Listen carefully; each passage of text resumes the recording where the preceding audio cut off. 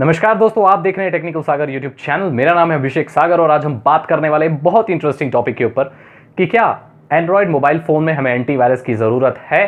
क्या Android operating system में हमें एंटीवायरस की ज़रूरत है? अगर है तो क्यों है, और अगर नहीं है तो क्यों नहीं है, इसके बारे में हम थोड़ा बात करने वाले हैं। ये वीडियो थोड़ी फ़नी हो सकती है क्योंकि मैं कुछ ऐसे एग्जाम्पल्स इस्तेमाल करने वाला हूँ जो शायद आपको हंसा दें। खैर, हंसना किसी के लिए बुरा नहीं होता है। तो एंड्रॉयड में एंटीवायरस की ज़रूरत है या नहीं, सीधे तौर पर अभी बता देता हूँ, नहीं है। क्यों नहीं है इसके बारे में बात करते हैं, क्योंकि अगर होती तो मैं आपको बताता क्यों ज़रूरत है। अब नहीं है तो बताऊंगा क्यों ज़रूरत नहीं है।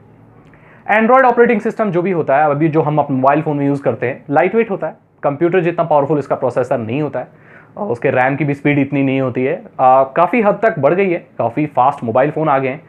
फ्रीक्वेंसी बहुत ज़्यादा है प्रोसेसर्स की, रैम भी काफ़ी अच्छा है, जीपीयू भी काफ़ी अच्छा आता है, लेकिन फिर भी उतना काम वो नहीं कर सकता है जितना एक कंप्यूटर कर सकता है, राइट। अब जो लिनक्स बेस्ड है, जो ऑपरेटिंग सिस्टम आपका एंड्रॉयड है वो लिनक्स बेस्ड है, तो इसमें वायरस कम आते हैं। सिक्योरिटी इसकी काफ़ी अच्छी, जैसे कि हम जानते हैं लिनक्स ऑपरेटिंग सिस्टम में वायरस वगैरह नहीं आते हैं जल्दी, उनके लिए वायरस ज़्यादा बनते ही नहीं है क्योंकि जो ज़्यादा लोग उसको इस्तेमाल ही नहीं करते। जितने भी लोग हैं जो नॉर्मली अब यूज़ करते हैं इंडिया में, कितने लोग यूज़ करते हैं लिनक्स? बहुत कम। विंडोज़ यूज़ करते हैं ज़्यादातर, आसान है चलाने में, ठीक है, यूज़र फ्रेंडली है, ऑफिस के लिए बना हुआ है, आपके नॉर्मल काम करने के लिए बना हुआ है, तो ऐसे में लिनक्स कम यूज़ करते हैं, वायरस भी उसके लिए कम है। खैर, इसके लिए मैंने एक अलग वीडियो बनाई थी जिसमें आपको बताया था कि क्यों वो बेस्ट है। विंडोज़ और लिनक्स के बीच में मैंने बीच में पूरा कंपेरिजन किया था। उस वीडियो को आप देख लीजिए, आई बटन में आपको मिल जाएगी, ठीक है। एंड्रॉयड मोबाइल फ़ोन में वायरस कैसे आ सकता है, इसके बारे में बात करते हैं। ज़रा सोचिए, वायरस क्या होता है? वायरस एक ऐसी चीज़ होती है, एक ऐसा मैलिशियस कंटेंट होता है जो आपके कंप्यूटर को नुकसान पहुंचा सकता है। कुछ वॉर्म्स, अलग अलग तरह के वायरस के बारे में मैंने ऑलरेडी वीडियो बनाई हुई है। उस वीडियो का लिंक भी आपको मैं आई बटन पर दे दूंगा, ठीक है। ऊपर आई बटन होता है, किस साइड होता है पता नहीं, लेकिन जिस साइड भी होता है वहां से आप क्लिक करके देख सकते हैं। मैं डिस्क्रिप्शन में भी दे दूंगा। अब जो चीज़ एग्जीक्यूट हो रही है किसी भी ऑपरेटिंग सिस्टम में, कोई भी स्क्रिप्ट, कोई भी सॉफ्टवेयर, कोई भी एप्लीकेशन जो एग्जीक्यूट हो रही है, जो रन कर रही है, वो वायरस हो सकती है, उसके थ्रू वायरस जा सकता है। जैसे आपके कंप्यूटर में EXE फाइल, बैट फाइल, जो बैच फाइल्स होती हैं, EXE होती है, MSI होती हैं, बहुत सारी ऐसी फाइल्स होती हैं जो एग्जीक्यूट आप कर सकते हो। सॉफ्टवेयर वो होते हैं, सॉफ्टवेयर फॉर्मेट होते हैं जिनसे आप सॉफ्टवेयर इंस्टॉल कर सकते हो, कोई प्रोग्राम रन कर सकते हो। अब एंड्रॉयड में आ जाते हैं कि कौन से एक्सटेंशन एंड्रॉयड में यूज़ होते हैं जो एग्जीक्यूट हो सकते हैं, जो सॉफ्टवेयर के फॉर्म में आ सकते हैं। तो हम जानते हैं APK, एंड्रॉयड में सिर्फ APK ही तो है जो इंस्टॉल होता है, राइट। तो ऐसी कोई भी चीज़ जो इंस्टॉल हो सकती है और जो एग्जीक्यूट हो सकती है, तो वो आपकी सिक्योरिटी को ब्रीच कर सकती है एंड्रॉयड में। तो एंड्रॉयड में एग्जीक्यूट होने वाली कौन सी चीज़ें? APK। और क्या हो सकती है? ज़रा सोचिए, मैं आपको सोचने पर मजबूर कर रहा हूँ, ज़रा सोचिए। हाँ, ब्राउज़र के एक्सटेंशन, ब्राउज़र की स्क्रिप्ट, जावास्क्रिप्ट, क्योंकि वो ब्राउज़र में एग्जीक्यूट हो सकती हैं। ब्राउज़र की फंक्शनैलिटी पे तो कोई फ़र्क नहीं पड़ेगा ना, उसे तो वही वेबसाइट सर्व करनी है जो कंप्यूटर को सर्व करनी है। तो जाहिर सी बात है कि वो स्क्रिप्ट भी एग्जीक्यूट करेगा जो कंप्यूटर करता है, राइट। जावास्क्रिप्ट हो गई, ठीक है, ASP पे काम कर रहे हो, ये सारी चीज़ें वहाँ एग्जीक्यूट होती हैं, ठीक है। JSON होता है, जावास्क्रिप्ट होती है, PHP होती है। खैर, PHP तो क्लाइंट साइड नहीं होती है, वो सर्वर साइड होती है, लेकिन फिर भी फंक्शनैलिटी में तो फ़र्क नहीं आता है। आपके एंड्रॉयड का जो गूगल क्रोम है वो भी ब्राउज़र ही ऐसे ही काम करेगा, आपके कंप्यूटर में भी ऐसे ही काम करेगा। थोड़ा ऐड ऑन वगैरह का फ़र्क हो सकता है, लेकिन स्क्रिप्ट वगैरह वहाँ भी एग्जीक्यूट होती हैं, तो वहाँ वायरस आ सकता है, राइट। आपके ब्राउज़र में वायरस आ सकता है, ब्राउज़र से आ सकता है, आपकी कुकीज़ वगैरह स्टोर है उनको चुराया जा सकता है, ये थ्रेट्स हो सकते हैं। और आपके जो एग्जीक्यूट होने वाले हैं, जो सिस्टम में इंस्टॉल होता है, वो APK हो सकता है। तो अगर इन दोनों चीज़ों पर ध्यान रखा जाए तो हमें एंटीवायरस की ज़रूरत नहीं है। एंटीवायरस क्या करता है? एंड्रॉयड में जो आप एंटीवायरस डालते हो, चाहे वो अवस्थ हो, कितने भी बड़े एंटीवायरस हो, वो क्या करते हैं? वो कुछ ऐसे मापदंड होते हैं, ऐसी कुछ चीज़ें होती हैं, ऐसे कुछ पॉइंट्स होते हैं जिन्हें वो ध्यान में रखते हैं। वो ये इंश्योर करते हैं कि आपके एंड्रॉयड की सिक्योरिटी ठीक है या नहीं, ठीक है। वो इतना ज़्यादा काम नहीं है, वो आप मैनुअली भी कर सकते हो। तो आपको क्यों इंस्टॉल नहीं कर रहा है एंटीवायरस, लास्ट में बताऊंगा। सबसे पहले हम जानते हैं कि इसका पूरा मैकेनिज्म क्या है। अब हमें पता है कि एंड्रॉयड में सिक्योरिटी के लिए क्या हो सकता है। ब्राउज़र में कोई फालतू स्क्रिप्ट रन नहीं होनी चाहिए, कोई फालतू ऐड ऑन नहीं होना चाहिए जिससे हमें सिक्योरिटी को नुकसान हो, क्योंकि आपको पता है कि आप ब्राउज़र से फेसबुक वगैरह भी सर्व करते हो, तो वहाँ आपकी कुकीज़ वगैरह, ये कैशे वगैरह सब स्टोर होते हैं, राइट। दूसरी चीज़ APK, ऐसा कोई भी पैकेज, ऐसा एंड्रॉयड का कोई भी पैकेज जो इंस्टॉल हो सकता है, जो मैलिशियस है, जिसमें अंदर वायरस हो सकता है, उसमें रिवर्स शेल हो सकता है, मीटर प्रिंटर पेलोड एम्बेडेड हो सकता है उसमें, राइट। ये चीज़ें देखनी होती हैं। और बाकी जो छोटे मोटे जो इशू चेक करता है एंटीवायरस, जैसे बैटरी इशू, स्टोरेज इशूज़, खैर वो सेकेंडरी चीज़ें हैं। यहाँ हम सिक्योरिटी की बात कर रहे हैं, राइट।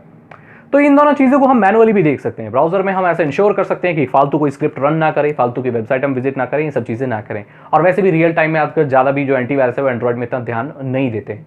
और हमें कोई भी अननोन सोर्स से एपीके नहीं डालनी है। मैं क्यों बोलता हूँ आपको अननोन सोर्स से एपीके मत डालो, गूगल प्ले से डाउनलोड करो। अब ट्रस्टेड नहीं है, कहीं से भी एपीके आ गई तो वो तो फिर रिस्क है ना। अगर आपने बनाई है कोई एपीके, आपने डेवलप की, अच्छे से डालिए, कोई प्रॉब्लम नहीं है उसको।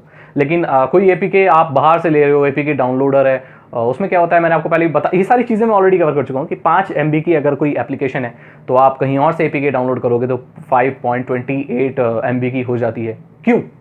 क्योंकि उसमें रिवर्स शेल है, मीटर प्रिंटर पेलोड डाला हुआ है उसमें आपके स्पाई करने के लिए। आप एप्लीकेशन इंस्टॉल करोगे, मीटर प्रिंटर सेशन शुरू हो जाएगा, आपकी डिटेल्स जा सकती हैं। आप अगर डेटा ऑन करके रखते हो, आपके कैमरे से कोई देख सकता है, आपकी फाइल्स को चुरा सकता है, आपकी बैंक डिटेल्स ले सकता है। ये सारे इश्यूज हो सकते हैं। तो हमेशा जो एपीके है वो, या जो आप एंड्रॉयड एप्लीकेशन जिसे बोलते हो, वो आपको गूगल प्ले से ही डाउनलोड करनी चाहिए। ब्राउजर का भी ध्यान रखना चाहिए कि फालतू की कोई स्क्रिप्ट वहाँ रन ना हो रही हो।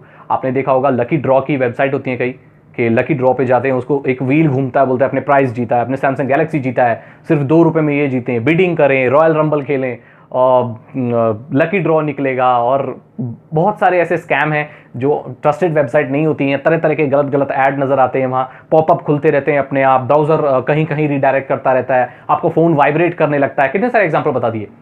ये जो चीज़ें हैं आपके ब्राउज़र को इन्फेक्ट कर सकती हैं और इवेंचुअली आपके डिवाइस को भी, क्योंकि ब्राउज़र आपके डिवाइस से जुड़ा हुआ है। अब रिस्क कहाँ आता है, ज़्यादा रिस्क कहाँ आता है वायरस का, कि जब बहुत ज़्यादा थ्रेट, बहुत ज़्यादा नुकसान पहुँच सकता है। अगर आपने गलत एपीके डाला हुआ है, कहीं और से ट्रस्टेड सोर्स से एपीके डाउनलोड नहीं किया हुआ है, इंस्टॉल ऐसे ही कर लिया कहीं से भी एपीके डाउनलोडर से, इशू ये आ सकता है कि अगर आपका फ़ोन रूटेड है तो आपके फ़ोन को कोई बचा नहीं सकता, बहुत मुश्किल हो सकती है। क्योंकि एक सिस्टम फाइल्स होती हैं कुछ जो प्रोटेक्टेड होती हैं, जो सिस्टम ये नहीं चाहता कि आप उसमें इंटरफेयर करो, उसके बीच में जाओ, कुछ भी फेरबदल करो, क्योंकि अगर उसमें फेरबदल करोगे तो आपका सिस्टम स्टेबल नहीं रहेगा। कुछ ऐसी फाइल्स होती हैं जो एक ऑपरेटिंग सिस्टम को, एक एंड्रॉयड सिस्टम को चलने के लिए मदद करती हैं, वो ज़रूरी होती है, और उसमें यूज़र का इंटरफेरेंस ना हो तो ही बेटर है। ठीक है, विंडोज़ की फाइलें आप जाके डिलीट थोड़ी करते हो अपने कंप्यूटर में, कि विंडोज़ के फोल्डर में गए, सी ड्राइव में गए, विंडोज़ में फोल्डर में गए, पता चला विंडोज़ की फाइलें उड़ा दी आपने, तो कंप्यूटर बेचारा चलेगा कैसे? आप उसको दाना पानी नहीं दे रहे, उसको खाना है, उसका खाना दिया हुआ है वो भी छीन रहे हो आप, तो मर जाएगा वो।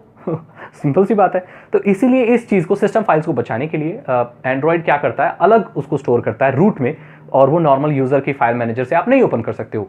लेकिन कोई चतुर चालाक जो लोग होते हैं वो अपने फ़ोन को रूट कर लेते हैं। रूट उसी इंसान को करना चाहिए जिसको थोड़ी बहुत नॉलेज है उसकी।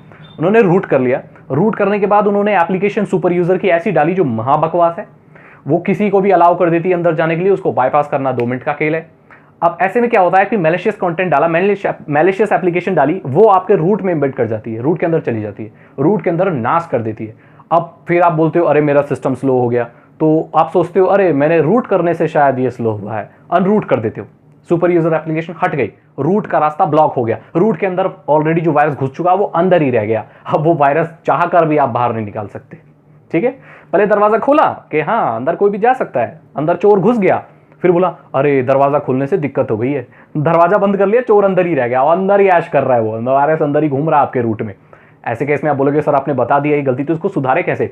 फ्रेश रोम इंस्टॉल कर लें, जो कस्टम रोम डाल सकते हो अगर आप थोड़े से एक्सपर्ट हो, नहीं तो आपके जो स्टॉक रोम है कंपनी से जो आते हैं, जो रोम आपको मिल जाएंगे गूगल पे, और इंस्टॉलिंग करने के लिए, फ्लैशिंग करने के लिए आपको उसकी डिटेल्स भी मिल जाएंगी, इंस्ट्रक्शन मिल जाएंगे, उसको फॉलो कीजिए और अपने मॉडल के हिसाब से नया रोम इंस्टॉल कर लीजिए। नहीं तो अगर आप वारंटी पीरियड में, तो वैसे भी वारंटी में लेता नहीं है क्योंकि इसकी वारंटी खत्म हो जाती है अगर आप किसी डिवाइस को रूट करते हो तो। ठीक है, और डिवाइस में कई बार ऐसा होता है कि 250 MB रैम है और फिर भी लोग battery saver, RAM cleaner, antivirus ये सब डालते हैं और एप्लीकेशन के लिए 1 MB रैम बच जाता है।